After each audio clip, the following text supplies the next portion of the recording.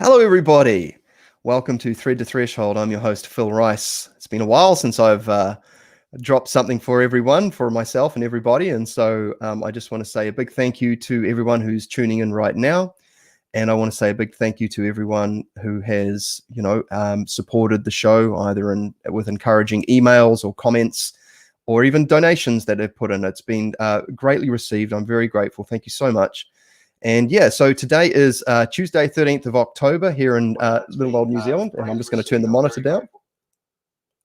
Okay, and today I've got a chap that I really wanted to hit up once I found out that he had sort of made a pretty serious move, actually. And so we're going to be interviewing or just having a chat on the couch with good brother Edward Ponder.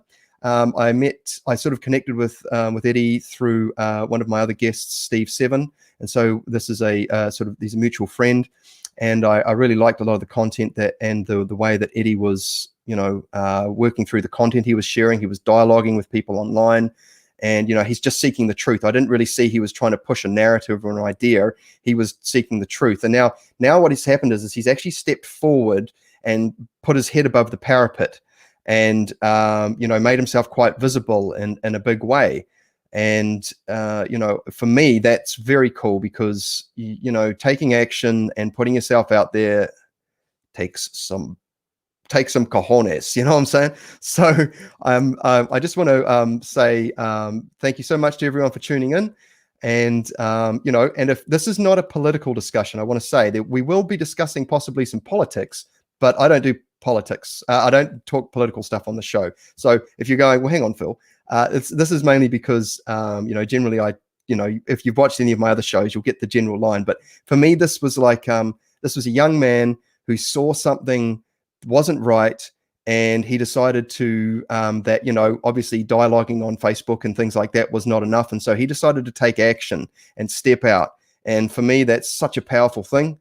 And so I asked him if he wanted to come on and have a chat about his journey towards this. And so without further ado, I will bring on Mr. Edward Ponder, or Eddie as we call him. So welcome, Eddie. Good evening, Phil. How are you? Brother, I'm so good, and you are most welcome here, brother. Thank you so much for giving me the time on this night. And thanks so much for coming on. It's a real pleasure to have you here. Like I said, I haven't had a show for a while, and I thought, well, for this one that's come back on, I thought, we're at a time in history now where, sitting on the couch has, we look at the results that's got us so far, and there's things that need to be said, and people who are willing to put themselves forward. And this is just for, we're talking about, discourse here, we're talking about dialogue and conversation. And I really liked your composure when I've seen you share things. And so for me, like I said just now, I was really keen just to have you on, just to talk about, why you decided to get involved, because you've moved yourself into and I will say a political movement that is reasonably controversial. We don't have to go into all that, but it's more about your journey from where you were to where you are today. And so please, by all means, brother, I'd love to hear about, sort of what made you decide to, start getting involved in what you have. Well, I just want to say, firstly, thanks for that wonderful intro, Phil. It's great to be on the show, and it's actually been a real joy to have met you, and to have built, to have built up towards these conversations, and to get comfortable with talking to you and such. So yeah, I mean, I've told you briefly about my story. I guess we could say that it started from lockdown, when my dad had been whispering into my ear for the last decade about everything that I post about these days. And I really did not want to hear anything he had to say. And I would label my father as a guy that didn't want to face reality. So he jumped into crazy conspiracy theories. And now, because we work together, me and my father and my brother, and because he didn't want to address real life situations like making money, other stuff, he would jump into conspiracy theory. That was my belief. And there were a few things that happened along the way during history, like, for example, that changed my tune a little bit. It just kind of incrementally changed through the years. The election of Trump. And then, so they kind of built from there. And then, obviously, a few other things happened in between that raised some real questions. And I started listening to what my father had to say, started taking that stuff on board. And then lockdown happened, and I was ready to receive everything that my father had to tell me about what was going on. I received his message with an open mind, and I went and delved and I investigated and I researched. And this isn't the research I've done. So people will accuse people of not being, going, oh, you can find anything on the internet. You just Google search and then the answer will come up and it doesn't even matter if it's right. No, but well, I've done my Bachelor of Arts in Media and Religion. So I guess in many ways I was ready as well with the media studies. It really did resonate with what I was seeing. So yeah, during lockdown, I just dived down that rabbit hole, and I'm proud to say I am a conspiracy theorist. Yeah, me too, brother. Absolutely. I mean, it's almost like, how could you not be now? I mean, it's funny how you mentioned the Trump election, because I know a lot of people have mentioned that. They're just like, how did this guy get in? And I think that's triggered a lot of people to start going, there's something going wrong here. Now, regardless of what you think about what's happening over there, because I mean, in my view, it's just almost beyond a cartoon. And I have this thing that I say that, it's like a caricature of a cartoon of a movie, a really bad movie. And you look at what they've got to choose between over there. But these are the kinds of things that can come up to sort of jostle us and to make us go, hang on. And things like 9/11 did that for a lot of people. And regardless of what people might think about them or what conclusions they've come to, you can't deny that it's had a big effect on people, right? Oh, massive. 9/11 was the waking. I've heard people say 9/11 was when people started. That would be more my dad's generation, people in their kind of 40s to 50s, were a bit older, and they immediately could tell just by watching the footage that something was seriously up, and that there was way too many questions to be asked, just in the same sense that the magic bullet theory with JFK, like you just need to have a brain cell to know that actually, well, that there must be something behind what we're being told. So yeah, 9/11, I guess that's where that started. But there are other things which allowed me to be open to how the government operates, and so that, I guess, tricky stuff to talk about. But my upbringing wasn't the greatest. There were stuff that happened, and we won't go into too much detail. And I keep talking about my dad, but what I did watch is the way that the court systems treated my father as a male, and it was completely unjust. Absolutely just terrible. He had done nothing wrong, yet he received so and it's not unusual as well to have that happen to males over custody issues. And so I guess that's something in my childhood that I witnessed, which probably affected me in the way that I see how unfair things can be for people with government structures and such. And then, those issues resolved themselves later at high school. But another thing that happened is I was, like yourself, a very budding musician. I played a lot of guitar. I would literally sit down for maybe 4 to 6 hours a day just practicing. I wanted to be a rock star. I wanted to do that. I thought that would be amazing. And so I was practicing, but I had heard about this thing called repetitive strain injury, because I was also practicing violin, and my violin teacher told me, oh, you don't want to get RSI, practice your posture, get good posture. and get the right technique. And then I developed RSI not through violin, but through guitar, because I was practicing so much guitar. And I got so depressed about that during high school. Even though I still played guitar, I wanted to be a professional musician. And so I pretty much put down my guitar during seventh form to do my studies. And I got really down about the fact that I'd always get cramped up muscles. It would always be so painful. Why does everyone else get to fulfill their dreams and I'm stuck not being able to play guitar? And eventually I was like, well, maybe I should do some research. I should find out about these things. How can I help myself? And so in the medical field, there is no proven remedy for so many physical ailments, including RSI, including repetitive strain injury. But they tell you what causes it: repetitive movement, overuse syndrome. But I came across a book by a doctor called Dr. Sano, and he is a physician. And he started realizing after doing all these surgeries, he started noticing that a lot of his surgeries weren't working. And why would someone with a slipped disc have pain and then another person with a slipped disc not have pain? And he was going, this is really strange. And it just so many cases where people would have these physical ailments. One person had pain, another person no pain whatsoever.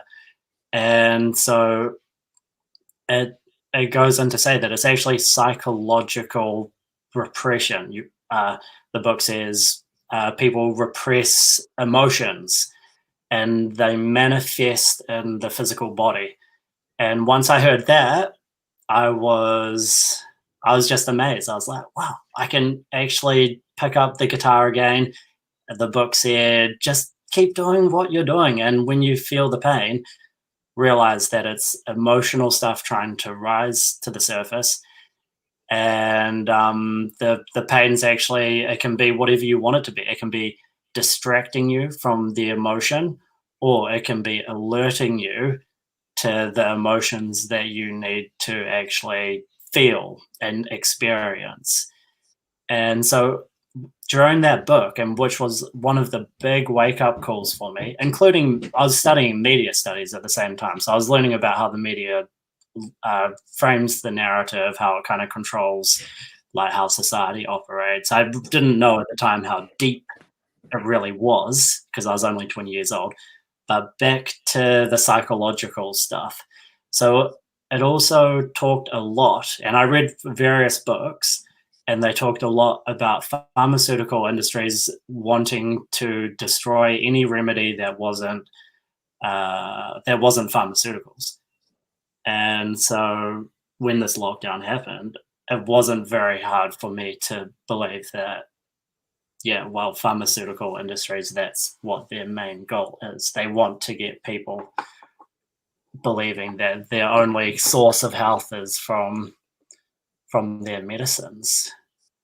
So that's a big statement, and yeah, I'm with you on that, bro. I think I've dropped to you all of the things that built up to where I am. There's my upbringing, there's repetitive strain injury from playing guitar,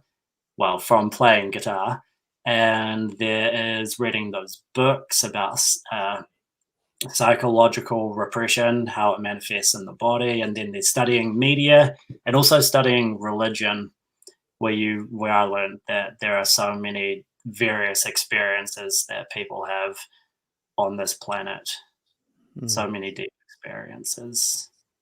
That's if I may just jump in there, researching alternative sort of modes of thinking in regards to well-being can be quite a trigger for a lot of people too, to go, wow, I've always believed this, but now I'm reading this from someone who has a PhD or someone who's been a medical doctor or a specialist who said, I've seen, X number of cases and my experience does not match that which I have been taught. In fact, I have discovered that, in fact, it's quite something else. And, this push towards, using some kind of external sort of thing, like a supplement or something, you need something from outside your body to heal yourself, when in a lot of cases it's actually not the truth. It's actually got a lot to do with your frame of mind, and also to do with things about choices that you're making, and how you're thinking is how you're thinking, how you're feeling, and how you're acting in alignment too. And I'm sorry if I'm getting a bit esoteric here, but no, please. Yeah, you're raising some, and you're drawing the whole kind of picture together. It's because when you talk about it, it's we have the knowledge of things like marketing, media, news. We have, what's it that, like, no, not hard sciences, but like the acceptable sort of, I don't know the quite right word to use it. Objective could be the right word. We have the objective kind of like study of something, but then we have what you're talking about, the subjective experience, which people can have the inner experience in their life. And that's where we draw on the religious, for me, the religious studies when I studied religion. And then actually, we'll go straight into it. The knowledge that these people, the 1% elite, have over our psychology, and really just, like we're going straight into it, how to manipulate people, and the knowledge that they've prevented us from knowing. And that's what we're trying to bring to the surface right now. We're trying to empower people. And I mean, I don't know everything, but I want to find out. And when we do, we just share every moment we get. Yeah, that's beautifully said, brother. Like having an aversion to information, like it's information. Like being discouraged from researching and looking at things. Don't look at that, because that won't help you. It's not good for you to look at that, but I want to look at that. No, we're going to take it away because it's for your own good. We don't want you to hurt yourself. Okay, we're doing it to protect you from potentially, and this is how I feel. It's like this curation and manicuring of access to information is like and when people go, well, it must be for our best interest, because otherwise they wouldn't do that. But it's like going, well, this is the thing, is that the information pool is, even though we've got the internet now, I mean, the main, like we talked about, the main sort of the usual suspects of where you go looking for your information, they've got the ability to sort of make that pool of information smaller and smaller and smaller. If you only go to the big names, the Googles and the YouTubes and the Facebooks and things like that, it's an ever diminishing sort of pool of information, because they're being quite selective about it, and also because they have all the money to invest into things like algorithms and AI and so on and so forth.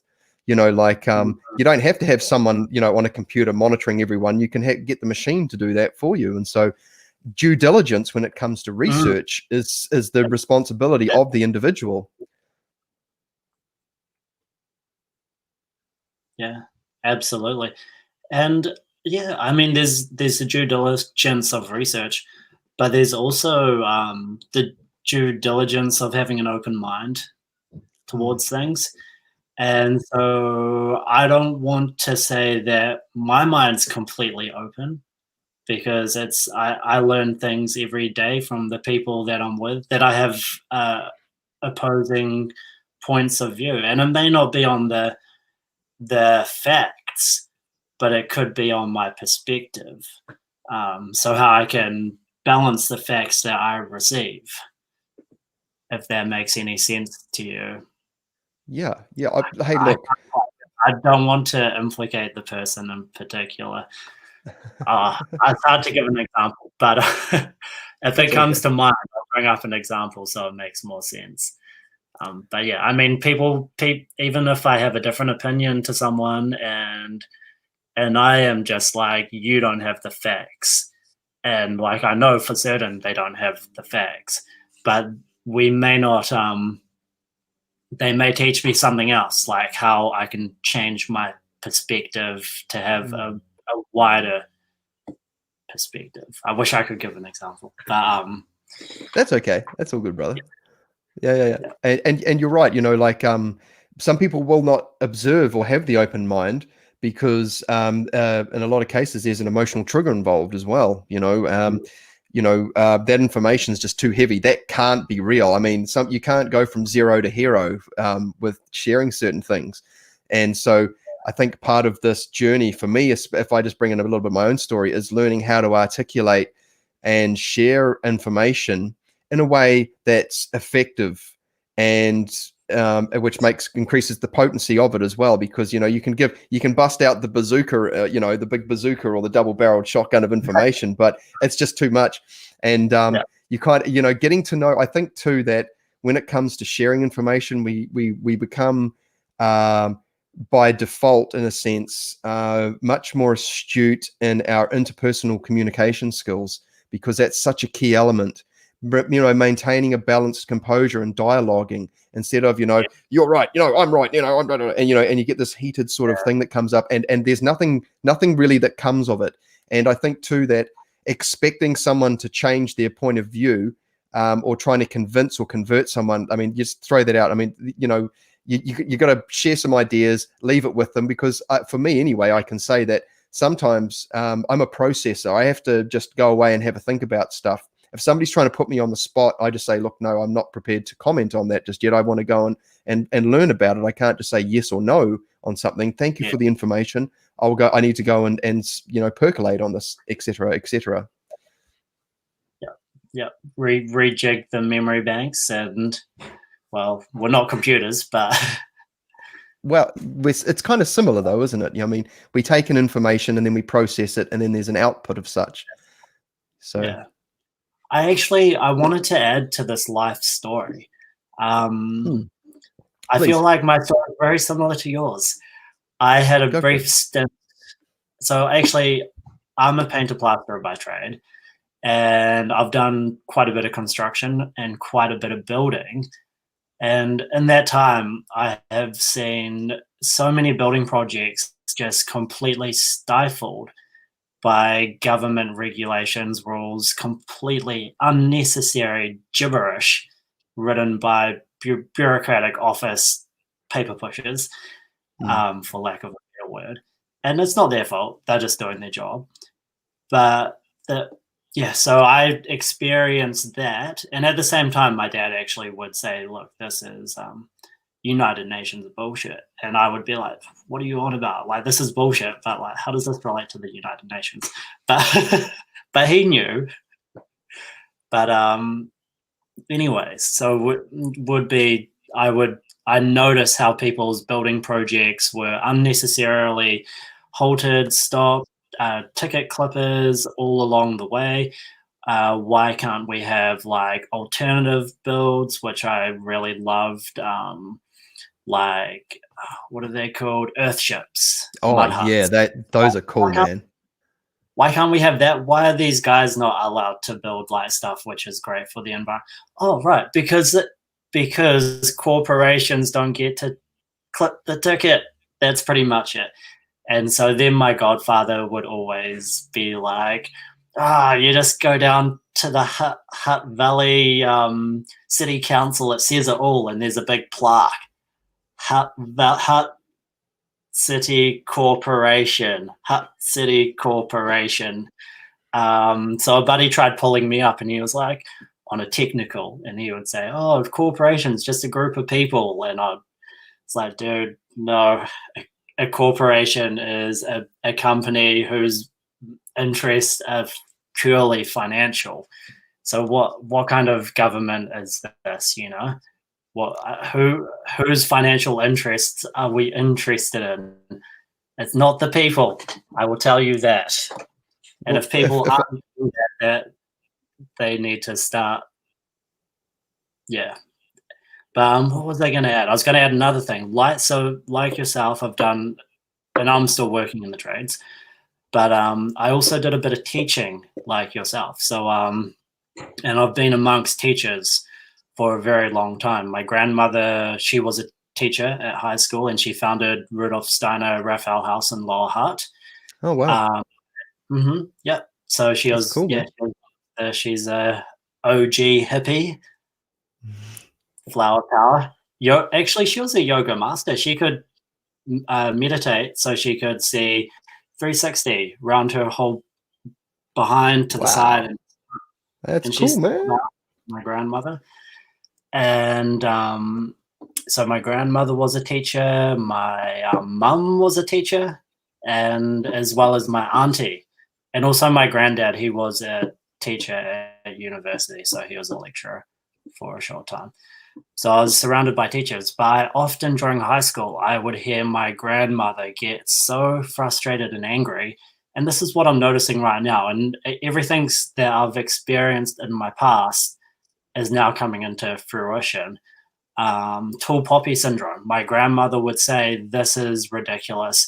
Why do we have this tall poppy syndrome in our teaching? Why are we trying to diminish these really smart kids to like their lowest sort of level?" And so I didn't know. Like I was like, oh, okay, that's cool. And now I really see it. I really see it here in New Zealand, where people, we have this culture where we have to be humble.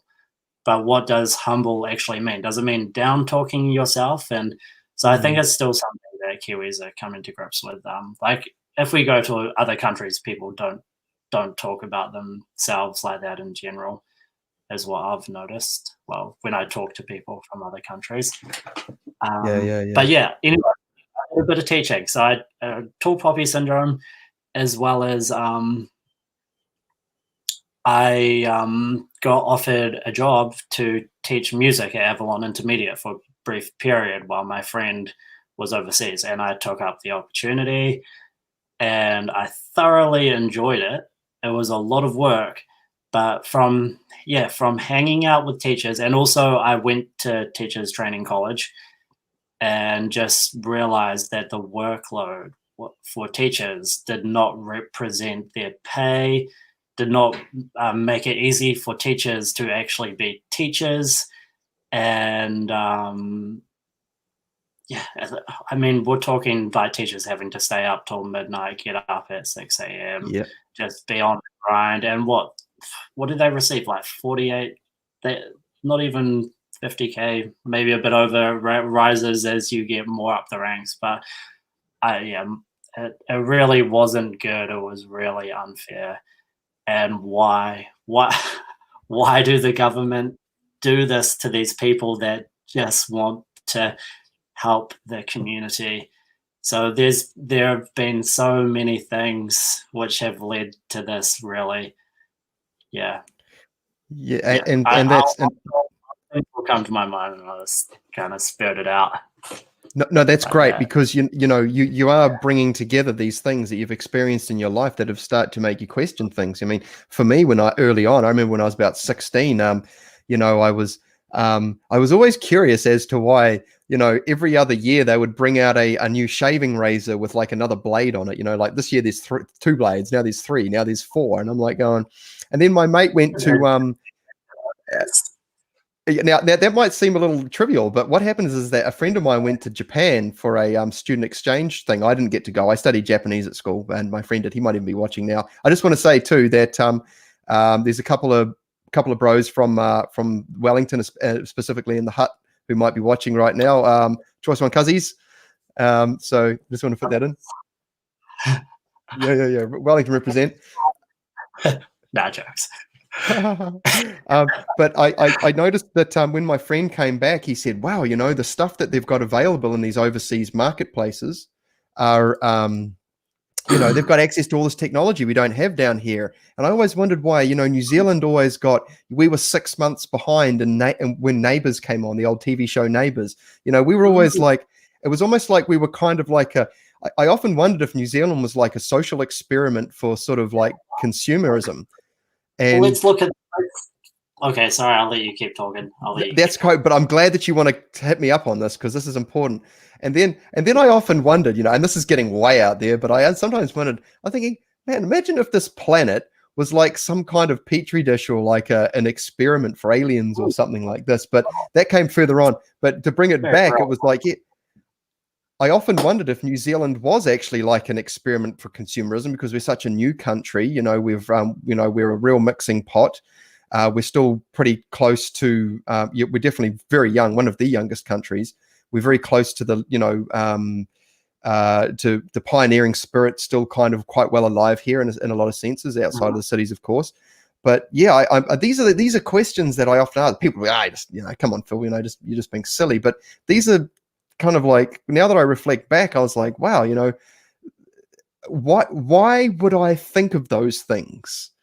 And why would I question those things? And for me, that was refreshing to know that even back then, even though I was pretty much in lockstep with the status quo, just going along to get along, there was that inquisitive mind there that sort of eventually sort of like the seed sprouted. And I've talked about the things that really triggered me into sort of questioning things in other videos, especially with things like the state asset sales and the but please, I'd love to hear your feedback on that other thing that I just mentioned. Oh man, where was I? Oh yes, I was going to interject. Why the fluoride in the water? Right, yeah, that's a big one. And how many countries that still fluoridate our water, and why do we have to pass it through our bodies, and why are we not investigating all the other alternative research on fluoridation of water, and not addressing Edward Bernays' his association with why water is now fluoridated, or why people fluoridate water, purely to evade paying fees for chemical treatment, or stick it in the water, or bypass any costs. And this is literally what I'm coming to think in so many things. They are just trying to do whatever they can. I don't know. I'm kind of like diverging. But yeah, why bypass? Why they're trying to escape having to pay fees, and we'll trick them, and we'll figure out a way to make it look like it's a good thing for them. We'll tell them it's good for their teeth. When from what I understand, if there was going to be any benefit, fluoride would be a topical application. Why do you need to pass it through your bloodstream? Yeah, why do we have to do that? So there's so saying that it actually reduces people's IQ, and then if you're a spirit person, it calcifies your third eye and stuff like that. There's and there's such a wealth of research on that particular topic that's out there. And for me, even at a ground level, even in regards to the lockdown and how what the media have been pumping, it's like you can basically, they're saying we're gonna put these things, you're gonna put the fluoride. Okay, for example, if we use fluoride as an example, we're gonna put fluoride in the water to protect your teeth, but we're going to allow all this other crap into the. Okay, for example, we're going to put fluoride in the water to protect your teeth, but we're going to allow. Phil, that's me. Sorry, mate. I thought I'd jump to YouTube and see if people were commenting, and then it started this two voices overlap type thing. Yeah, no, I'll put any. I'll let you know if any comments pop up. Hey, if I just want to say into the audience, if you guys are have got any questions for myself or Eddie in regards to any of the topics that we've brought up, or our journeys towards wanting to know or stepping forward in whatever way that it is, please put them in the comments. I would love to hear from you. Yeah, cool. Would love to hear from you. Yeah. So yeah, but this is the thing is like it's almost like they've got the remedy pill, whether it's effective or not, ready and waiting, but they're not really sort of pushing the whole idea of like eating well, or not having the sugary things that cause the problem in the first place. They've started after how many months? 6 months. WHO now say, oh, eat healthy, get some vitamin D, go for a run. They've just started saying that. Yeah, and this is the concerning thing, but like, to bring that in the context of the lockdown is it, look, man, there's so many things that we could drill down into, but but these things that we're discussing are probably people who are watching. I think we've got about 6 or 7 people watching at the moment.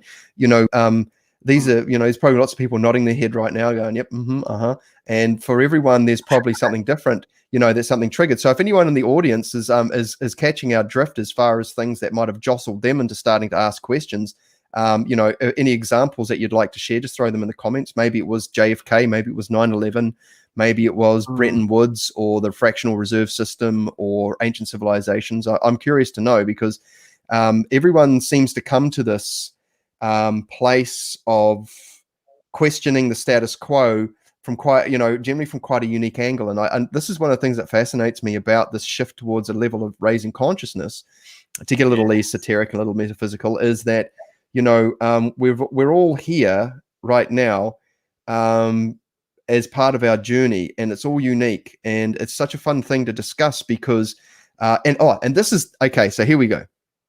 Now, one thing that you mentioned in our catch up the other day was that there was a great feeling of upliftment for you when you found some other people to talk to about these things. So I'd love to hear you just to start on that and go into that, if you wouldn't mind. Thank you so much for bringing that up, Phil. If you hadn't have mentioned it, I don't think I would have started talking about it. But so yeah, during lockdown, I was discovering this information, and the only person I could talk to about it was my dad, and kind of his friends as well, because they have always been knowing of these things. And I really had no one else that was interested or that believed or wanted to hear what I was going through, what I was seeing, what I was researching, and how important this was. And so I probably was in this state for about 2 months, I would say 2 to 3 months. And then I went to a rally, so a protest down at Parliament, and I ended up meeting a friend. She was an acquaintance who I'd known from some time ago. I was quite surprised to see her, because I was just like, what?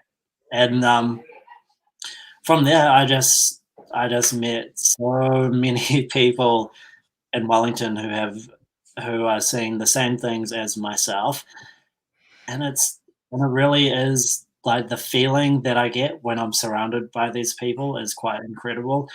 It's relaxing, it's calming. It feels like I can speak my mind without any sort of resistance, and people, whether or not they choose to believe what I have to say or not, people are open to hearing ideas and discussing, agreeing. We mostly agree on most things, which, because other things which are coming up are very topical things, like you said, ancient civilizations, history of banking, various things we chat about, and it's been such a pleasure. And it's crazy also the connections that I'll make with these people. Oh, you're friends of that person. Oh, you went to this school. Oh, you're that person's cousin. Oh, such and New Zealand, 2 degrees of separation for sure. Yeah.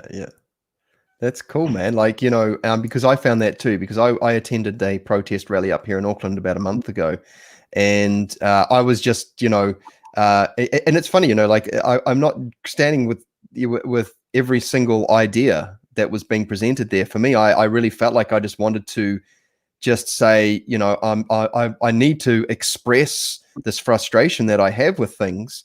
And not to say that I identified and agreed with everything that everyone at the rally was saying, because there were many other things being protested there or being made awareness of. And I mean, there were many, many key important things that I did. But, generally speaking, I was hanging out with a group of people that were frustrated, that were coming together. And, and there was a feeling of just camaraderie in a sense, and fellowship, and just just chatting with real people, because I mean, this is great. We're talking online, but when you're actually in the physical presence of these people, it's a whole new sort of gestalt or an ambiance that I haven't experienced before. And I've made some connections with some local Kiwis, because I've certainly talked to lots of people overseas and hung out with people overseas.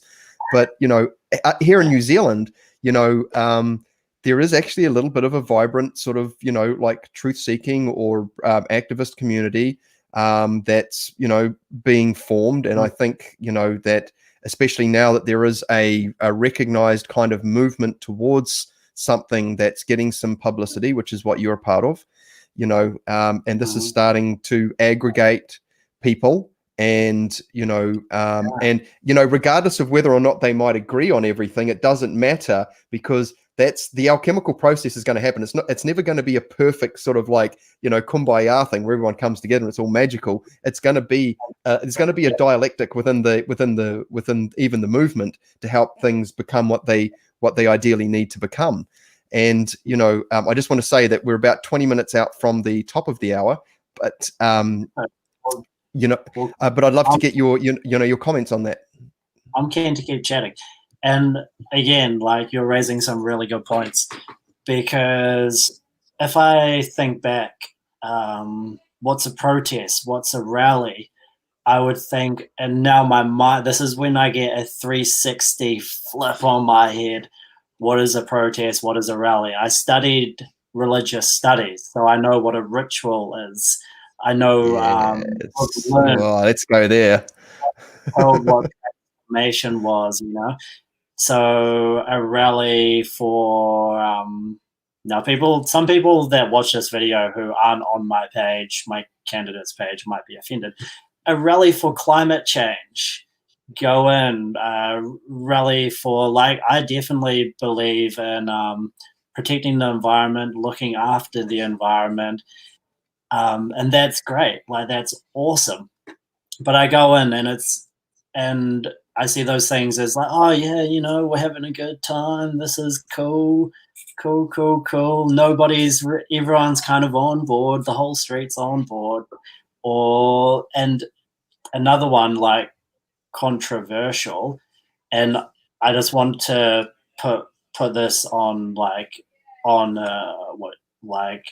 on paper or whatever, that I completely support people and their sexualities 100%. You know, whatever sexual orientation you are, that is you, and I will respect that.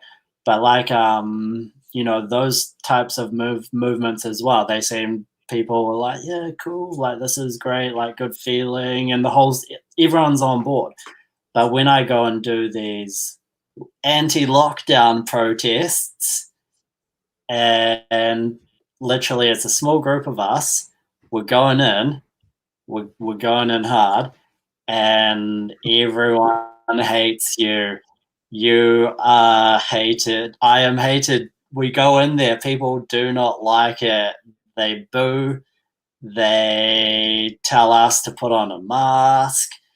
They tell us that we're crazy. They tell us that we're a threat to society, that, you know, we're threatening people's lives.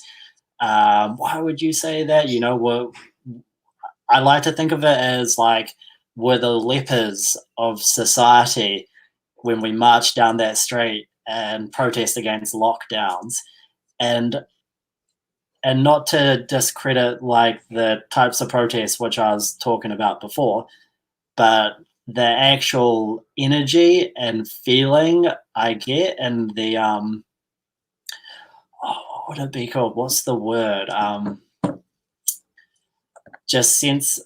I don't want to use sense of transformation, but it's just amazing. It feels so good to go down there and be shamed for my beliefs. It's like a bit of humility, and to me, that's a real ritual. You know, I know I'm standing up for what I believe in, and I'm just going there. Doing it, and people hate it, and it's great. Bring the hate, bring the scorn, brother. It sets me free. The fire from your lips is burning off my own impurities, and I'm standing here in my convictions. And you know what? I have informed myself to the point where, you know, and I just to, sorry, without getting up on the parapet here, the podium, sorry, I just wanted to say that, you know, I haven't had to use this yet, but I think that a good example would be something along the lines of, you know, you could say to someone, you know, somebody might say, why aren't you wearing a mask? I'm saying, well, I'm not wearing a mask for the same reason that you are wearing a mask. And what I mean by that is that the information that I've exposed myself to, that I have gone into, that I have, you know, my level of understanding has, my research has led me to the conclusion that I am now taking action on, and that is why I am the way that I am, and that is why I am not wearing a mask, or I am not behaving in this way, or I am not doing that, because I have gone in with my due diligence. I have paid attention. I've gone deep, and deep enough to feel informed enough to make a decision, you know, and obviously you have done the same. And then they might go, well, actually, I was just doing this because everyone else was doing it, or because I just looked at the top 3 results in a Google search. Yeah. And that's when we come back to that bombardment of media. It's insane. It truly is. It's so insidious, and it's like literally everywhere here in the West. We can't escape it in so many ways. Yeah, I mean, if we can get the tools to decipher it, that would be great. I remember would have been about 4, 5, 6, maybe actually no, it's more like 9 years ago. I don't do drugs anymore. I've stopped drinking from lockdowns because I realized like there's surveillance. If I slip up and just, you know, do something stupid while I'm drunk, I'll stop drinking, and I don't do drugs. But back about maybe 9 years ago, I was on my second trip of acid, and it was the second time I've taken it. And I was walking around the mall, and I was looking at all the advertisements and just completely, because I just finished media studies, I think, and I wouldn't have been able to think these things in my normal state of consciousness, that's for sure. But I'd look at every advertisement and just be like, that's absolute garbage. Like, why are they telling me this bullshit on these billboards, on these posters, advertising these products? But it all comes also back to the media thing. You know, you see enough times that, oh, we need to wear a mask. Oh, we need to lock down. Oh, the virus is going to kill all these people. You know, it's just this bombardment of stuff. And as society, I don't think people realize how controlled we are by corporate entities and their need to leech off people's hard work, and the what's the word, like the length these guys go to really keep people down in the dirt. And the media is one of those very, very, very insidious. That's why I like to say insidious. I also, so much so, and I have yet to watch it for myself, but I'm going to talk about it anyways. The Netflix, Jesus, the Netflix documentaries, some of them that they released this one about social media, where it gives you some. Is that The Social Dilemma? Yeah, The Social Dilemma. I'm kind of like, I haven't seen it yet. Yeah. I bet it will make my stomach churn. I bet it will. But this is what I was told how it goes. It gives you the truth about social media and the way that the marketing, how it affects your chemistry, how they're using you for your data to sell to the big corporations. It's like, okay, cool, yeah, we get that. Like, yep, cool, yeah, okay, sweet, that's the truth. Like, I know that. And then it goes on to say that people's perceptions are based on the algorithms of computers. So the computers are figuring out what your mind wants, and it's got the algorithms for the stuff that you would prefer. So it's like, oh, pick and choose. Like Spotify does the Discover Weekly. I'm going to gather this information because I think this person will like this. And apparently, as an example, they'll be like, oh, so this is what a Republican would see on his YouTube because it's recommended YouTube. And this is what a Democrat would see on their YouTube. And that's where they insert the big lie. And that happens. That's what they do. They give you they give you the truth, and then they just pound the brain with the indoctrinating lie, which is that people like myself, my viewpoint is solely based on computer algorithms deciding the information, and that I'm actually being targeted by computer algorithms, and that's why crazy loonies, conspiracy theorists like myself have these particular viewpoints. And that's how insidious, I want to say, this media goes. It tries to stop people from thinking for themselves, and it tries to stop people. It stops people from listening to other people who have something very important to tell everybody. And just those types of techniques to me seem to be rampant. I mean, for example, we've got I want to say, like, I am fully behind every color and creed and culture of people. I fully back people that want their rights, that want the best for humanity, that want the best for their cultures. But another one is and I don't want to be offensive when I say this, but the Black Lives Matter movement, where we're taught that this is like something real genuine, we all have to get behind it. But when you see guys like George Soros investing millions and millions into this kind of thing, that's, to me, it just seems like another one of those marketing ploys to distract and divert the people's attention to really what is going on. So yeah, I just wanted to say, like, that's how the media control, and it runs deep. It's rampant, and this, and I'm sure many of the people that are watching this, well, the 7 people who are watching the stream know this also. But yeah, I want that, if for people that don't read my post, whatever, but decide to watch this video, I just wanted to put that in there, because those types of things are just throughout society. Yeah, I think if I may just jump in and just say that, when something like, the Black Lives Matter thing, I generally don't comment on these things because it's just so polarizing. Any large effort that's that ends up polarizing or dividing people should raise alarm bells. And anything that can be traced back that's got funding from large, foundations or, whatever. But, my question is to people who, anyone who jumps on, and I don't want to make light of it, because, some of the concerns raised by these movements are absolutely, important. They're spot on.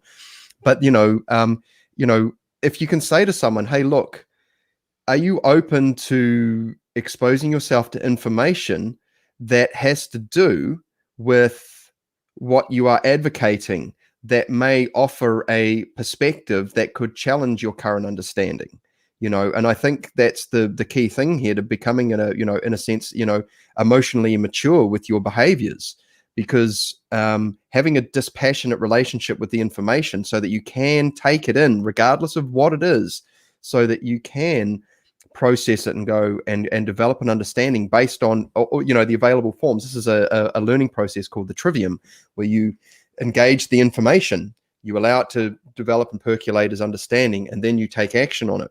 If people, does the media give us the full story? Now, I just want to jump in here and just say that we've had a question / comment from Spiritual Instinct Press, our good brother over in Deutschland, and I'll just read this out now. This is Now he's brought up it's to do with the recent article that came out. Now that the WHO has formally stated that lockdowns are creating more harm than good, is the New Zealand government now open to talking about ending them? And I can give a quick response, and that is to say that I've seen 2 articles drop in mainstream media from the two of the experts that get kind of, the media wheel out these experts to comment on things. They're very selective about the commentary they bring. Only 2. Yeah, only 2 experts. Yeah, those are the only ones that I've seen so far. There's Michael Baker and Susie Wiles, the lady with the big colourful hair. They're both scientists, and I think there's a couple of others. I think there's a psychologist. There's another guy called Denteith who comes out of Waikato University. He comments on conspiracy theories and things. But Mr. Spiritual Instinct Press, I'll just like to put mine in and say that from what I understand, the response from the media has only dropped. I haven't seen anything where the government's actually responding. They're kind of getting their experts to sort of just comment on it first and maybe just see what the public's response is. But Eddie, have you got something to add on that?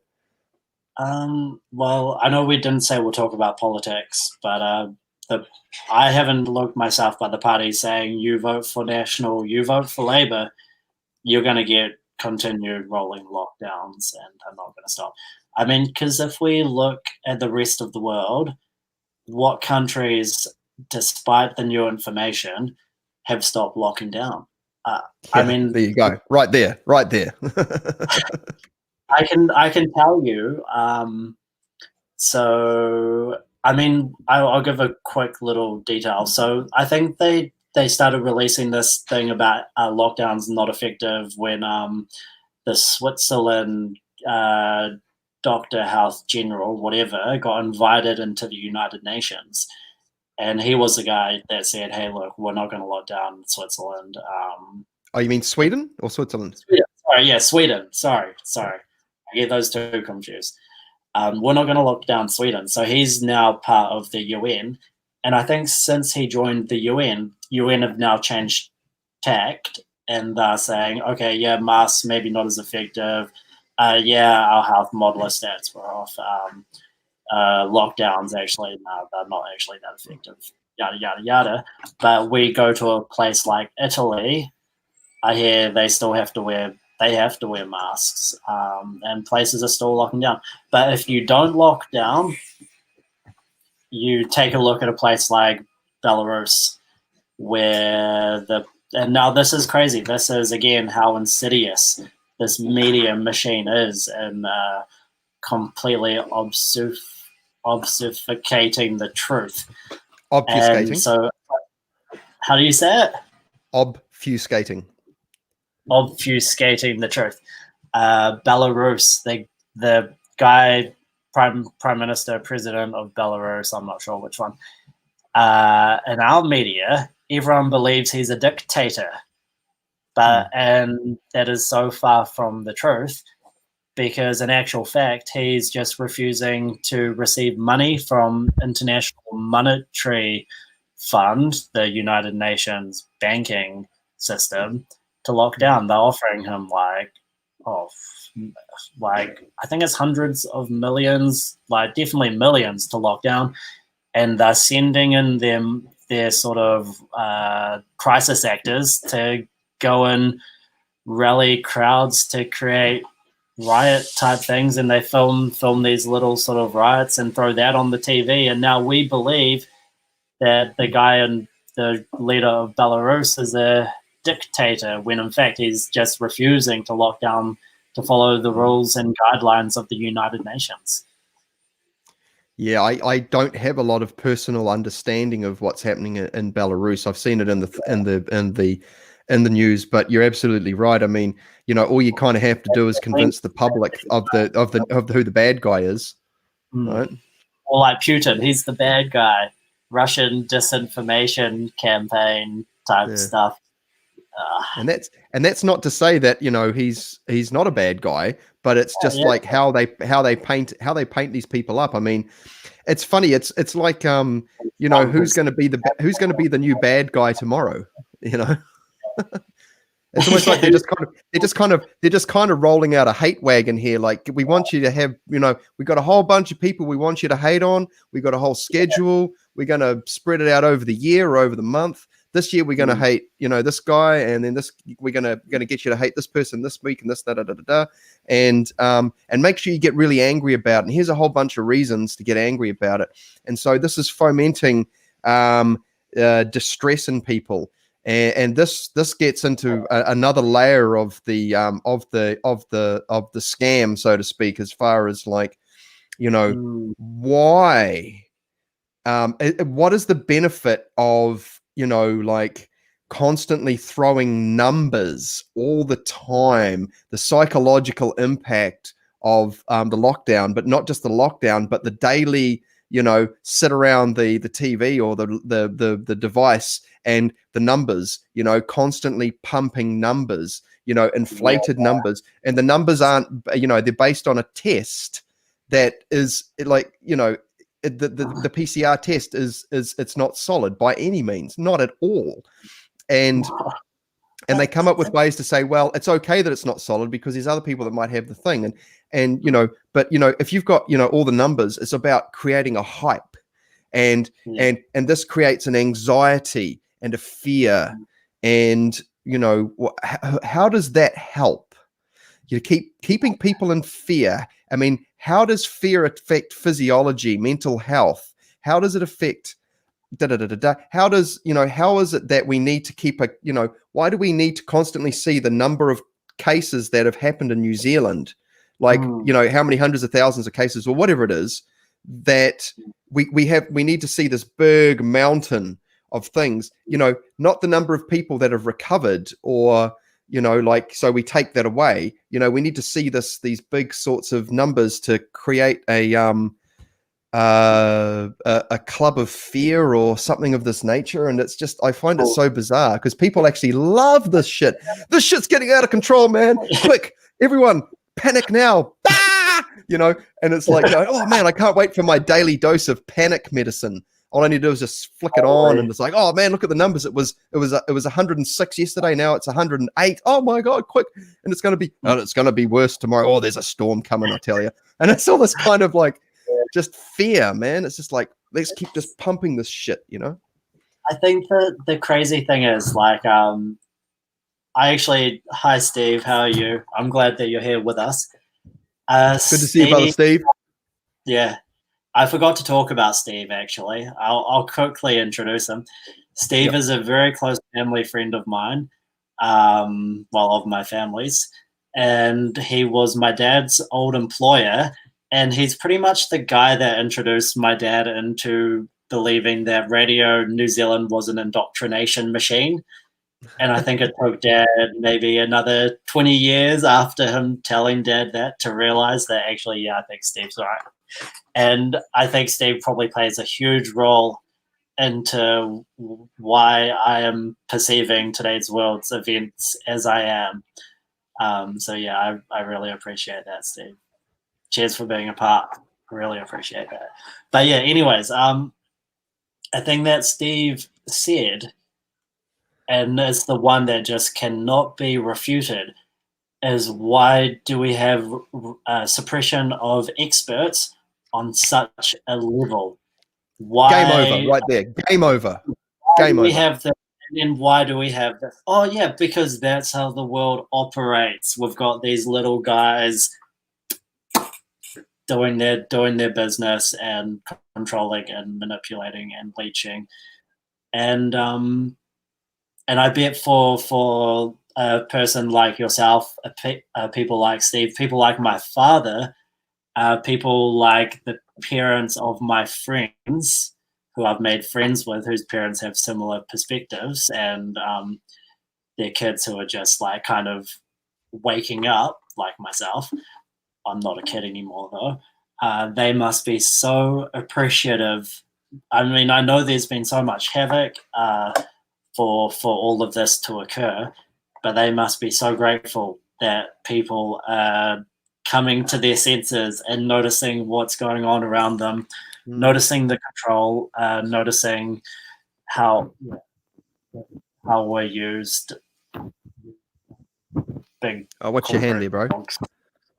Yeah, sorry, yeah. For lack of a better expression, but yeah, like in the same sense that I was so appreciative to meet all these new friends along my journey. Yeah, and I just want to say a big thanks to Steve too, because I know he's not afraid of jumping in on the comments and backing people up and stuff like that. Yeah, you know. So big thank you, Steve. You're a you're important to the movement, brother. You're highly valued, and I think. And I think too that when we talk about this, the importance of having surrounding ourselves with a tribe and finding our tribe. I mean, for many years, for me, I was doing, I had some people that I could talk to at various levels of the conversation, but it's when like I said, I started connecting via my YouTube channel and I reached out to some people and we started talking, and I've become friends with some people. I haven't had that many guests. I mean, this is my 19th episode, I think it is, or my 19th sort of interview since April, which is not that many, and I've had a lot of the same people on. But there you go. You're very welcome, Steve. Thank you, brother. But it's funny because I've heard other people say that when you've got when you've got the truth, when you're seeking truth, when truth and nature. Truth is the this is a force. We're working because we want order. The chaos that's being pushed. When you get up there and and yes, you're going to take some shots. And what I've found in my own life is that the only way that you can learn to take shots is by actually taking shots. You have to develop a thick skin. But on the flip side, you find that things start showing up in your life. People start showing up. And another great comment I heard from, I think it was Michael Tessarian, the Irish researcher and author and a wonderful, wonderful researcher. He said that, sorry? Absolute legend. Yes. So important, man. Like, he's got such a great back catalogue of information, and he's still going, bless him. He said that, when you come up against a great adversary, it's because you are worthy of a great adversary. And it's like, you might not be able to take them on right here and now, but it gives you an example of what you may come up against. I had an adversary about 3 years ago, and man, this guy, I'd knocked the wind out of my sails for a long time, but I'm actually very grateful for it, because it's helped me to strengthen my composure and my convictions, because I went deeper. I started looking at a lot more of the skeptics' websites and things, and the other side of the conversation, much more of that, and realized how flimsy a lot of it is. They bring up some good points and they help to refine the process, because it's this dialectic conversation. But I have to say, a lot of it's quite emotional and ad hominem and stuff like that. But you kind of, to grow, to build the immunity, you have to expose yourself to some of these things. I mean, exactly. I mean, if I'm to defend climate change being used against the people to control and manipulate, I've got to know some of the science behind that, I think. So that's a goal for me, something that I want to look a little bit more into. Yeah. When you say skeptic, are you able to say what you were referring to in particular? Because when you said skeptic, it made me think of skeptics of climate change or skeptics of, Okay, if I was going to get specific about it, I would say that, I think too that the public's understanding of the word skeptic is a little bit skewed. It's right. More because a lot of the cases is that when you go to the skeptics websites like Skeptic and the other ones, there's a few of them out there, like the Randi Educational Institute, the James Randi Educational Institute. They call themselves skeptics, but in a lot of cases, they are what they call scoffers, as Stanley Krippner, the great psychologist and researcher and author, would say. They're scoffers. They don't, and they do the horse laugh. They're dismissive. A more correct term might be pseudo skeptics. They call themselves skeptics, but they're not quite.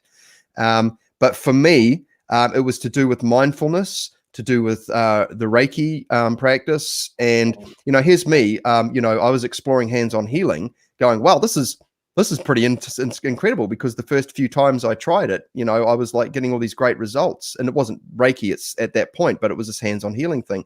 And then I connected with a chap who was a guy that I met many years ago, who was a psychologist, quite a very, very outspoken, very hardcore atheistic materialist, psychologist, who's actually got who's very much against the pharmaceutical industry too. So, it's funny because, oh, here we go. Brian's jumped in. Hey, Brian, thanks for your comment. I'll put it up in a sec.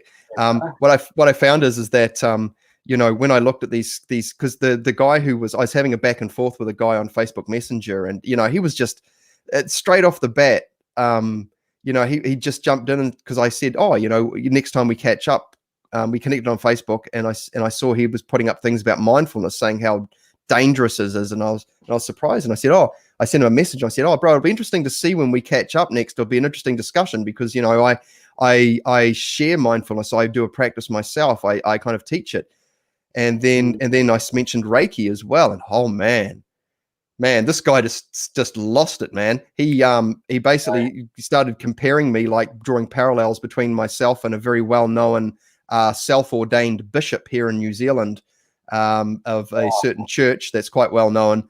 And I'm like going, what? Hang on, bro. What happened to this balanced sort of discourse? I mean, I want to have a back and forth with you here, and this guy just kept throwing it on. This went on for 3 days. I hadn't had any anxiety for years. I'd worked through all that stuff, and this was like, man, this guy's, he's giving me crap about like anything to do with Reiki or distance healing, and he's actually giving me anxiety through the computer. It's almost like distance pathology. So, and what I'm saying? It was just incredible. So, but we went back and forth. I actually had to block him and unfriend him, because I said, look, I tried to have a conversation with him, but he just, it was almost like harassment. And because I actually invited him, I said, look, let's catch up in person. Let's sit down and have a cup of tea, and I'll share some of my discoveries. Oh, no, I'm too busy for that. But he wanted to come and sit in with me when I was working with a client. And I'm like going, yeah, that ain't going to happen, bro. Like if we're going to do this, then let's do something that meets your need for a robust and rigorous experiment. Because I'm actually fine in being part of a scientific discovery process with what I do. But I'm not going to walk into an ambush with hostile frickin' people, because it doesn't have to be like that, confirm their bias. But because I was a well-known, well, I still am a kind of well-known figure in my local community, and he knows that. I think, he was a little bit unsure about how to engage with me. He was really trying to just talk me out of it. And he challenged me to come out and perform something in a group in front of his students, because he taught post-grad students. Although he wasn't any longer a registered psychologist, he had problems with the New Zealand Psychological Association. Anyway, I don't want to go on too much about me, but anyway, so this was my back and forth with my great adversary. Yeah. This is my back and forth with the great adversary, and I haven't sort of met up with him since. But I'd like to think now that I could, if I can't have a conversation with this guy, but this guy is actually quite well known as being, and this is a bit of a derogatory term, but I will say he's a bit of a hothead, and and I get it, because I know a little bit about his history. He's written some books, and I've read his books, and I'm like, yeah, he raises some good points, and he has got a good methodology for the way that he sort of teaches people how to work through their issues and stuff. But he's also, there's also a very shallow and superficial sort of, when he comments on things like alternative treatments and things to do with the metaphysical and the occult, things like astrology and so on and so forth. And I don't comment on those things because I don't know a lot about, say, astrology. I know a little bit about it, but not enough to go into a great depth of language. So I know where to stop. But, he's sort of making these blanket statements about things.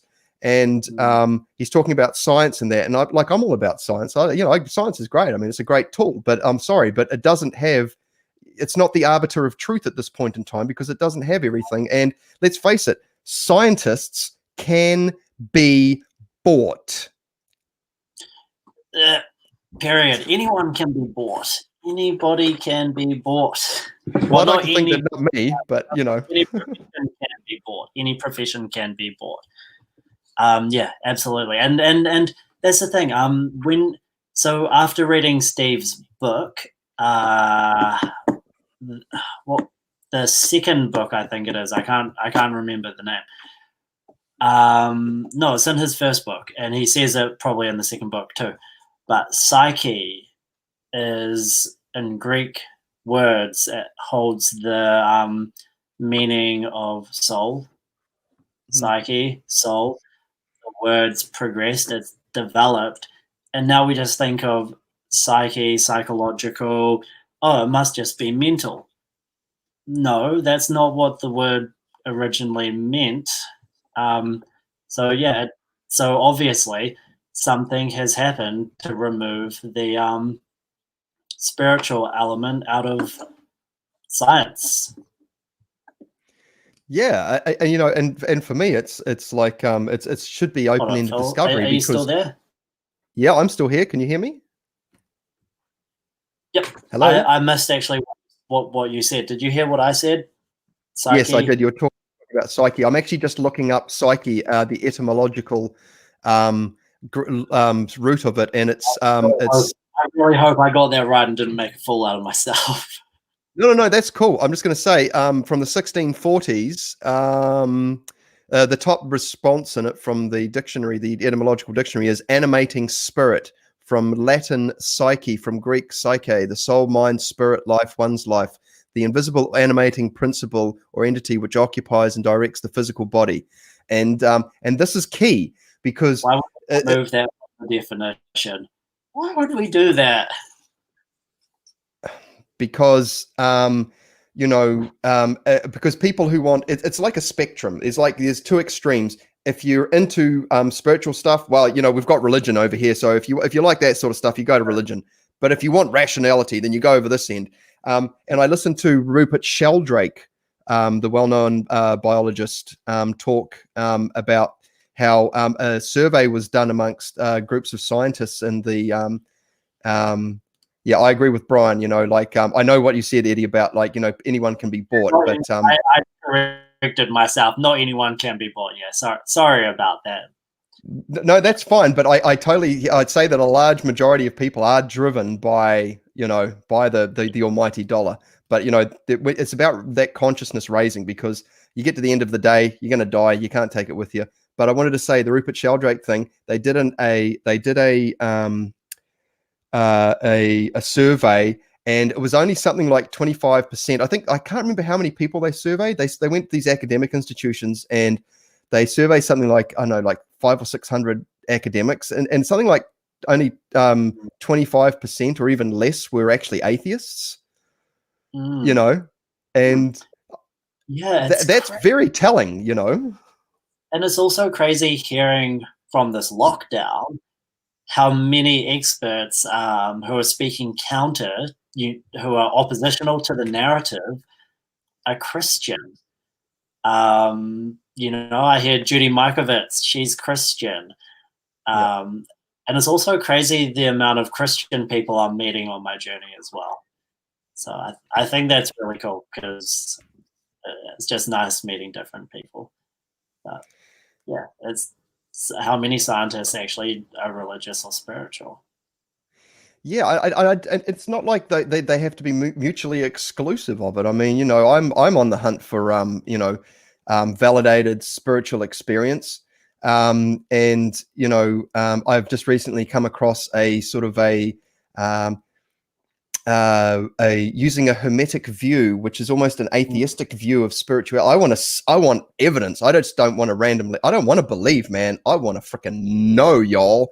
I want to have experiences that I can write down and then go back and go, wow, that's right. That was crazy. You know, like this, and this all happened in one day, and they all had, you know, you know, and it wasn't just some sort of fanciful sort of created delusional thing. It was just like it really gets your attention sort of thing. And so I'm really curious, because I've wondered about like, you know, how I feel about this and finding ways. But here we go. I just want to say there's a few more comments in here, so I'll bust them up, unless you wanted to comment quickly while we're doing that.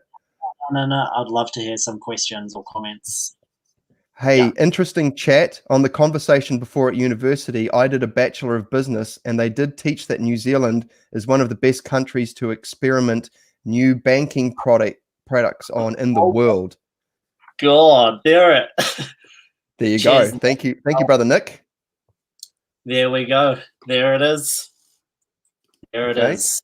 New Zealand and Australia, they say. You know, I also heard Robert Kennedy Jr., who's obviously the very outspoken man on the vaccine and conversation and the lockdown thing right now. He also said, and this validated it for me, I haven't looked this up myself. I've heard it from somewhere else, a couple of people, and then he said it. So I'm just going to say this anecdotally, that there's only 2 countries in the world that allow advertising of pharmaceutical products on television. One of them is the US, and the other is New Zealand. Yes. Okay. Yeah. Brian T. Brother Brian, how are you, Brian? When you tell truth or innovate beyond invested interest, you declare war on the de facto commercial system. Wow, that's yes, okay. Wow, that's it, brother. That's it, man. That's it. And you know, I know that Brian knows because he's had a rough time with getting shut down and things too. Now here we go. I'm sorry to hear that. Yeah, I've interviewed Brian a couple of times. We're going to do another interview next week. But, you know, there are people out there being shut down, like these doctors at the moment who are wanting to speak out. You know, there's a Kiwi doctor lady who's like that too. And she's actually been quite vocal. That's very cool. But in the USA, people still use a lot of cash, where New Zealand is almost cashless. Yeah. And hard physical cash, not soft. Yeah. Okay. But that's it. You know, they really are pushing to get rid of cash. And I see that an article dropped either today or yesterday saying that, you know, COVID can last up on cash for like 28 days or something. So they're using this thing to, you know, we've got to get rid of cash, because as soon as it all goes electronic, if you've been a bad boy, they can just switch your money off. Just like that. Dang. Just like that. You're done, son. Yeah, man. That's why, you know, for me, you know, I'm curious about how we can just sort of like, you know, not walk. It's like walking away from the system, but not, you know, just like going to live in the country, because you know, that's definitely an option, but it might not be an option. Well, they're coming for everyone. You know, nobody gets left behind in this game, baby. No, there's the SDGs. Yeah, that's everyone. United Nations Sustainable Development Goals. Nobody left behind. That language. Yeah. All right, I feel like I had a few things to say, but oh yeah, banking. I had so a friend of ours, he worked for Kiwi Bank, and he said that he tried to make, because the story with Kiwi Bank, as I understand, is that it was New Zealand's very own trading bank, and because BNZ, ANZ, we have most of our trading banks. Australian owned. So that means that the profits from the interest collected from people's mortgages, et cetera, they all go overseas. They all go to Australia and to whoever. And so New Zealand was like, all right, let's make Kiwi Bank. Would do Kiwi Bank. And so Kiwi Bank was supposed to be something that kept the profits in New Zealand, circulated the wealth, provided jobs, you know, to circulate through the New Zealand economy. And then the Australian trading banks had a really big problem with that. They did not like that at all. So they forced Kiwi Bank to follow the same rules and the same regulations. So they didn't get any special privilege as a New Zealand bank. And so a friend of ours actually attempted to make this bank, Kiwi Bank, more for New Zealanders, and it was very, very unsuccessful. So it's going back to that comment that Brian said, is whenever you try and against the status quo, the commercial de facto such and such, they just know they won't let that happen. There are, you know, whether or not you believe this is all about money or control or whatever, there are people at different levels who have different interests that they want to secure, and there are people out there who aren't like us, who don't think like us.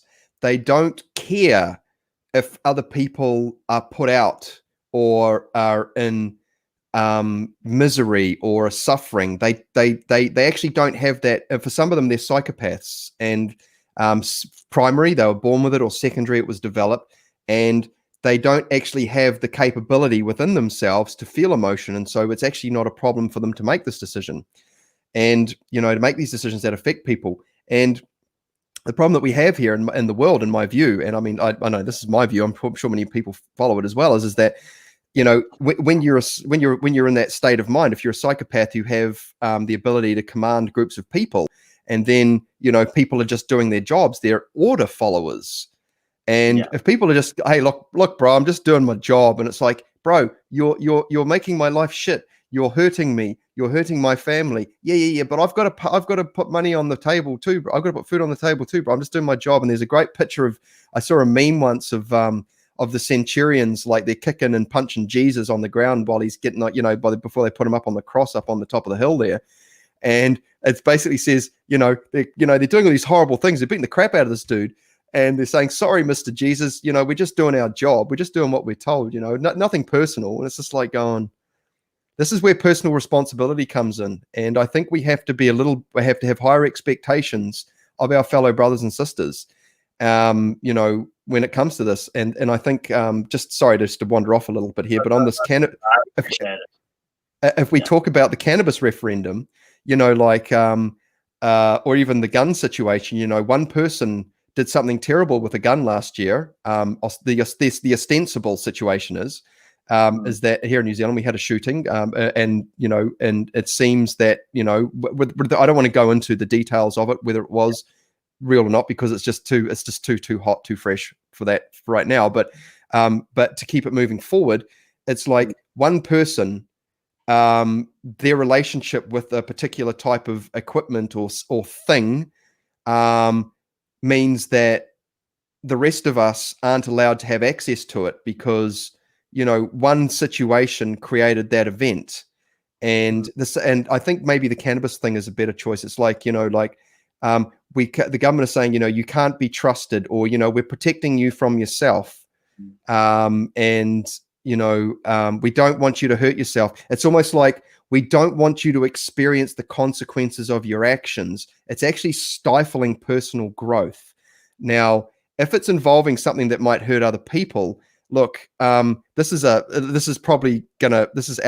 the sort of the realm of this conversation. But if, for example, if you're doing something that doesn't hurt someone, then that's your right. That is what a right is. A right is something that you can do that doesn't harm another person. So this group of people down the line that somehow think that they live under this illusion that they can tell other people what they can and can't do with their bodies. I find it almost quite bizarre now. And I think that this line of thinking is quite radical, but it just seems completely rational and obvious to me now. I mean, 10 years ago, I would be like, well, we need to do what we're told. We need to be good law-abiding citizens. And then I heard the conversation of like, well, then there's legal, and then there's what's right. And then you go, and then, but then who tells us what's right is? Where do we get our sense of right and wrong? What is that based on, Absolutely. And it's insane because, if I look towards my comments on my Facebook page, I'll have people justifying these things I see as very wrong. The COVID Health Response Act, that video of that Australian lady being arrested for inciting a protest. Sharing a Facebook post about a protest, for literally just for that. You're like, what the hell? For UN Agenda 21, and for vaccinations, and for misinformation from the government, and for bills and acts that are passed by the government without our consent. And I have people arguing for the rights for like, well, actually these things are okay because it's all law abiding, it's all well and good, it follows the rules. What's so wrong about it? It's all good, it's okay. People actually, and so and I know these, and I wouldn't, some of them I might actually question, like, do you guys have a conscience, or have they been legal contraction is not real law? Yep. Do you guys have a conscience, or have you just been drilled into at your studies so many times that this is what this world needs? This is what we need. We need these crazy rules. We need to follow these laws. The government puts these, like what you're saying, for our own good, and because it's the law, well, then it's morally it's a good thing. It seems to boil down to, in some people's minds, that because this is written in the law, morally it's okay. We'll go with it, and people defend it, and I find that to be quite strange. Yeah, and yet tomorrow they might change their mind and say, well, actually, you know what, this is now right. And so this is this is when we get into the topic of, say, moral relativism, where, depending on the whims of one particular person, how they feel when they wake up each day, they get to change the rules on it using a piece of paper and a pen and put these magic words down, and suddenly they're the arbiters of what's right and wrong. And what I've discovered personally is that there is a way, there is a right and wrong inherent in nature called natural law, which might be outside of the scope of this conversation, but yeah. The Brian fellow, he was going to comment on it. He said contractual law is not real law. What were you meaning, if I'm to put that question out there onto the chat? Yeah, cool. So he's basically said that law equals land as an acronym of law, land, air, and water. So right. Brian, if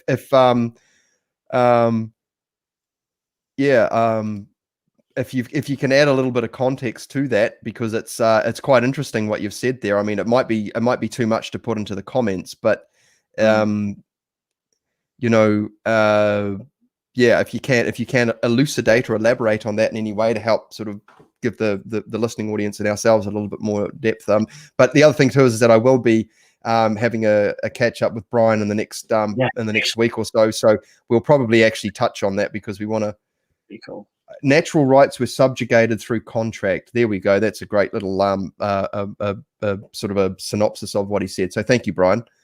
And so there's these natural rights that that sort of were around before man decided what, this group of people decided what right and wrong was, and I think we, like you said, psyche has become more to do with the mind, whereas it's actually almost like a holistic state of being in a sense. The words have been changed and altered, and so we're dealing more with connotative language as opposed to denotative language, and so the meaning of a word can change from one week to the next.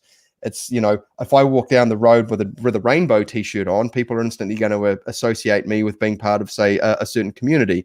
Whereas 20 years ago I might have been a hippie, or 30 years ago I might have been a hippie, and it changes. It's this sort of connotative thing. It's meaning is attached to things. So yeah. Anyway, sorry, I go off on tangents.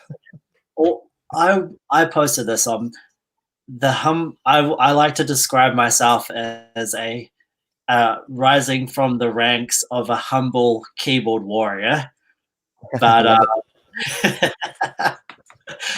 but so yeah, in my early days as a humble keyboard warrior, I posted the what's it called, the etymology of the word nostalgia. Because for a very long time, I really did not like the meaning that word held. Like, because something is, so the common sense of nostalgia is because something is old, you have like some sort of longing for what was, and therefore like it's kind of like you're stuck back in those days of old, and you're kind of like stuck in there. And I was like, well, I love old rock music, and it doesn't mean that, and I'm like, this music was well before my time. Doesn't mean that I'm being nostalgic. Or I guess some people might argue that nostalgic is when you associate these things with the past, I guess. But then I looked up the actual word nostalgia, the etymology of it, and it actually means homesick. Yeah. It means homesick. And what's so wrong with being homesick? Does it mean that you're stuck in the past? No, it does not. And then I just kind of thought, I didn't do much research. I was like, oh, that must have something to do with consumerism and making people buy products and keeping up with the Joneses and all those sorts of things. And that's probably how that word changed meaning, would be my guess.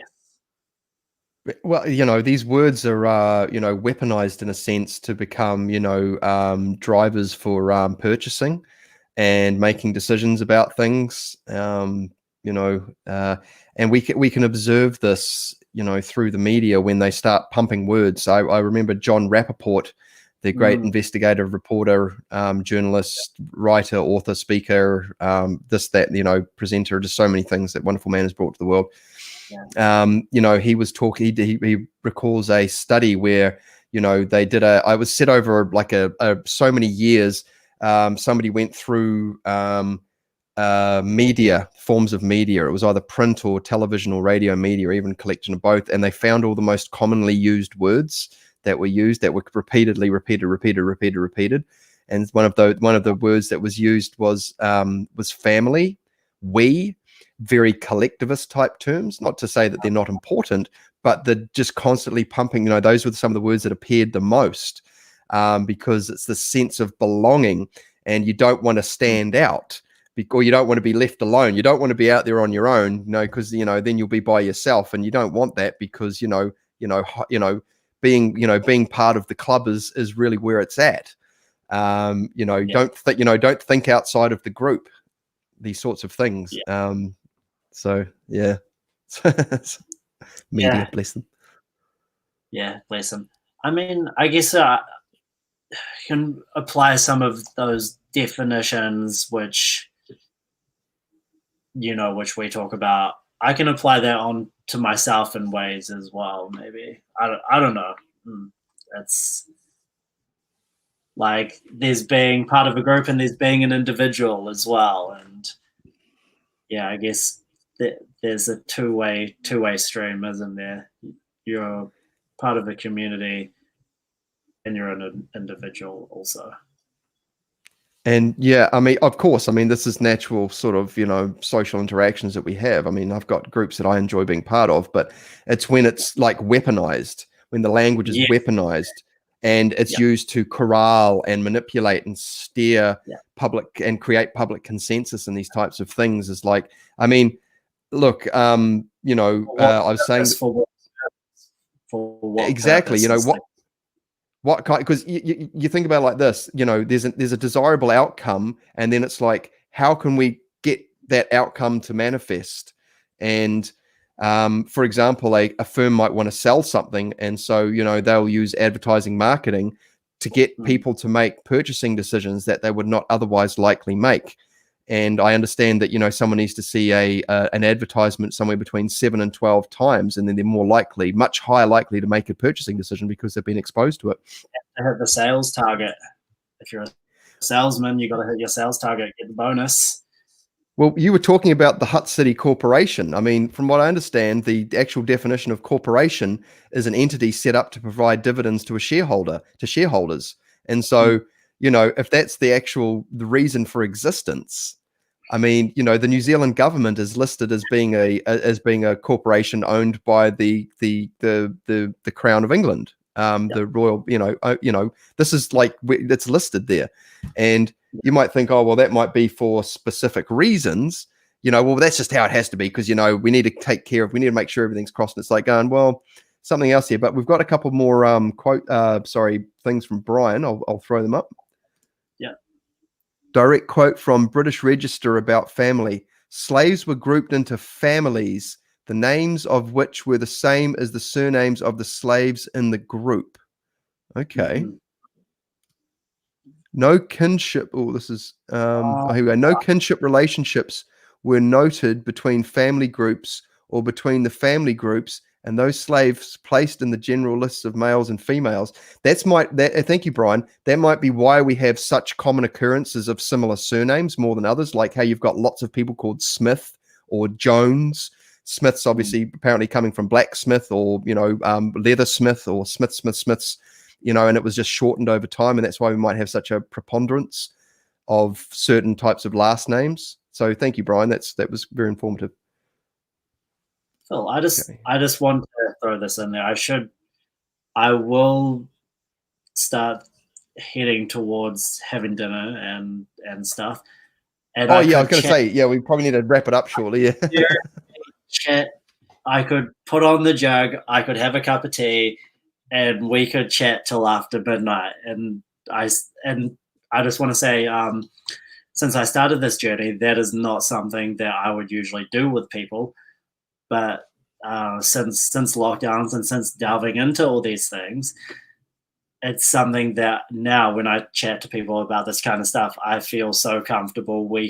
I could talk with people that were interested in engaging in a dialectic with me on this stuff, and just general day-to-day life. I could just chat until the cows came home, and that's really not normal for me.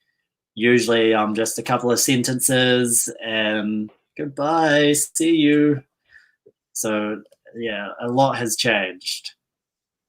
That's great, brother. And I'm so grateful that, you wanted to come on and, as the conversation unfolded, it became quite relaxed and we started opening up and talking about some things because, there's obviously, some trickier topics, but it's also like you said, what's wrong with just being able to talk, having a balanced conversation here. We're just having a chat and we're just sharing this chat with some people. And Steve has just said the word corporation is interesting. It's from corpus, meaning body. The original idea was that the community was a body. English surnames are trades. Interesting. Thank you, Steve. So I'm grateful. Thank you so much for coming on. We'll wrap it up in about another 5. But but this is how it happens. I mean, this is the Greeks all sitting around and having conversations and not having heated, violent arguments where it ends up in punch-ups. We can have balanced social discourse here, and we don't have to agree on everything. But one thing I put this in the advert on this Facebook page is that something ain't right.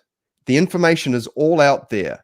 The dark forces, whatever we want to call them, these elite groups, these controllers, these manipulators of society, they put it out there and it's hidden in plain sight. They've written books. It's all out there. They don't actually hide their game, and it's there for people to discover, but you can't tell this to people. We have to encourage them to go and find it themselves, because you can sit there and bloody keyboard warrior it all the way to France and back.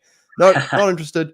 But when they sit down with a book and they get the context and the actual information, it's like, whoa, hang on, maybe I was wrong. Thank you so much, Steve. Yeah, thank you, Steve. Thank you, Brian. And it Brian from the Hut? No. Brian's not from the Hut. He's in Canada. He's a Scottish-born. He's a kick-ass bloody he's a kick-ass bloody muso, actually, Brian. I'm just going to put that in. He's a hot bass player, hot keys player, next level intelligence. Like if anyone out there wants to learn about music, take their music understanding to a whole nother level, go check out Brian's website, briantcollins.com. I just do a bit of a dig for Brian there. I just want to say, we didn't really mention the movement that you have decided to join for various reasons, but I just wanted to give you an opportunity to say, how can people connect with you, and how can they sort of discover a little bit more about the movement that you're a part of. So if I'll give you the floor, you can just share that. Cheers for that, Phil. So you can contact me on Facebook. Just look up my name, Edward Ponder. You'll find me on Phil's Facebook. And yeah, so just look up Edward Ponder. And I have 2 pages, my personal page, and I also have my candidates page. So you can jump on both those pages. And if you want to have a few laughs, go down and have a look at the comment sections on all my posts on my personal pages. You might find it very amusing. Yes, and Okay. and a little bit about our movement. So if you're a New Zealander, I'm sure you already know about it. Jace, for joining in the conversation. Thank you so much. Yeah, thank you, Brother Jace. I bet, yeah, everyone's happy when we discover new people, and I bet you guys were so happy that people were waking up. But anyways, yeah, we're a political movement. We started during lockdowns. Our leader the leader of the party, Ray, he's just a normal, he's not a politician, and he just started raising all the issues that were on a lot of people's minds, and it gained a lot of traction, and we just followed through, just keep following through. And so you are a candidate for this party in the Wellington region? The Wellington region in Mana, which is just north of Wellington City. Okay, and what's the name of the party that you're a member of? Oh yeah, sure, I should have said that. Advance New Zealand.